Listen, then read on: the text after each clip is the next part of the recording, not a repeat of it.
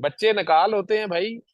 और इसको अपने कमरे में नहीं सुलाना। 2 साल से बच्चा बड़ा हो जाए ना, दूध पीता है बच्चा, दूध पी लिया उसने, 2 साल से बड़ा हो जाए तो माँ बाप के कमरे में सोना नहीं है उसने।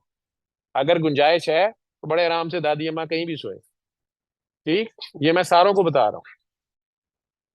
ये बच्चों के बच्चियों के ऊपर मैं डील कर रहा हूँ ना केसेस। वो तो बड़े हो गए हुए हैं, तो अब वो अजीबो गरीब उनकी कहानी है, सोचे हैं।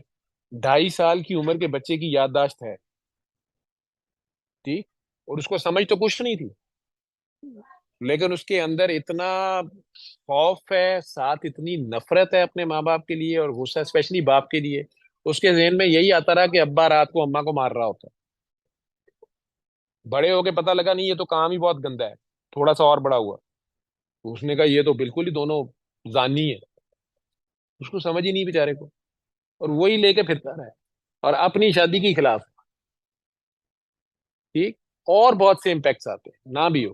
तो अगर आप कर सकते हैं तो आप सारों को कह रहा हूँ, किसी वजह से मैंने कहा कि मेरे पास 4-5 केसेस आए, तो मैंने कहा मैं बता दूं अपनी कौम को, ये कोई लाड नहीं होता। ठीक है। वो बच्चे की मेमोरी काम करना शुरू कर रही होती है। तो अगर है तो बस ठीक है, सोए आराम से दूसरे कमरे में। और वैसे बड़े हो जाएं तो फिर ये भी कहा गया है, जब बालिग बलूगत के करीब आ जाएं, आजकल तो ये नेट की वजह से 10 साल के बालिग हुए होते हैं, तो बहन भाई अकेले नहीं एक कमरे में सोएंगे, या वहां कोई बड़ा हो, उसमें ध्यान रखा जाए। अगर आप इस गुंजाइश है, मजबूरी का नाम तो वैसे ही शुक्रिया। ये बातें समझ रहे हैं जितने लोग समझदार हैं, तो वो इन चीजों का ख्याल करें।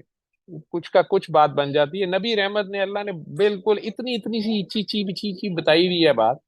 हम हुलिये तो वो बना लेते हैं, लेकिन हमारा प्रैक्टिकल वो है ही नहीं है, और हम उन चीजों को गौर ही नहीं कर रहे जो हमारे फायदे के लिए हैं, उनका नहीं कुछ चाहता।